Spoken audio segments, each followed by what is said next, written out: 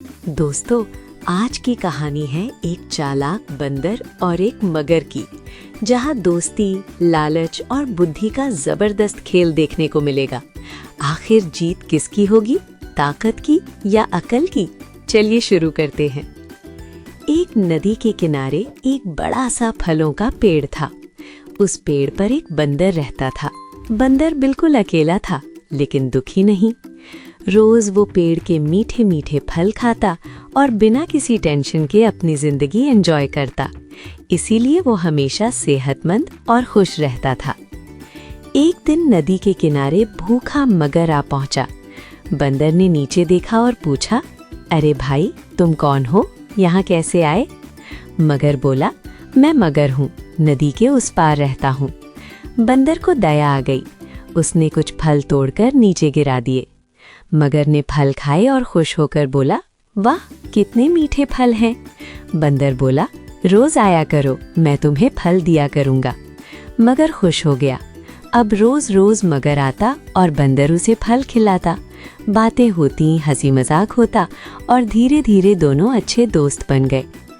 एक दिन बंदर ने पूछा, तुम अकेला रहते हो या परिवार भी है? मगर बोला, मेरी पत्नी भी है। बंदर बोला, तो फिर भाभी के लिए भी फल ले जाओ। मगर फल ले गया।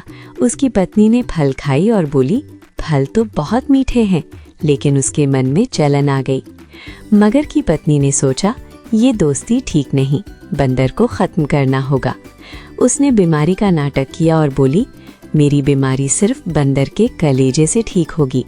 मगर घबरा गया, पर पत्नी ने प्रेशर डाला, या मैं या बंदर। मजबूरन मगर मान गया। मगर बंदर के पास आया और बोला, मेरी पत्नी तुमसे मिलना चाहती है, मेरी पीठ पर बैठ जाओ, मैं ले चलता हूँ। बंदर मान गया। बीच नदी में पहुंचकर मगर बोला, सच ये है कि मैं तुम्हारा कलेजा लेने आया हूँ। बंदर शौक में था, लेकिन डरा नहीं। बंदर ने शांत होकर कहा, अरे भाई, तुमने पहले क्यों नहीं बताया? मैं तो अपना कलेजा पेड़ पर ही छोड़ आया हूँ। मगर बोला, सच? तो वापस चलो। मगर वापस किनारे आया। जैसे ही किनारा आया, बंदर कूदकर पेड़ पर चढ़ गया और बोला, मूर्ख मगर, क्या किसी का हार्ट शरीर के बाहर होता है? तुमने विश्वासघात किया और मैंने समझदारी से अपनी जान बचा ली। मगर शर्मिंदा होकर लौट गया। तो दोस्तों, हमने इस स्टोरी से क्या सीखा? याद रखो, सच्ची दोस्ती में लालच की जगह नहीं होती और मुश्किल समय में शांत दिमाग हमें हर प्रॉब्लम से बाहर निकाल लेता है। अगर आपको ये कहानी पसंद आई हो तो वीडियो को लाइक और शेयर जरूर करें और ऐसे ही और कहानियों के लिए चैनल को सब्सक्राइब करना ना भूलें। फिर मिलेंगे एक नई कहानी के साथ।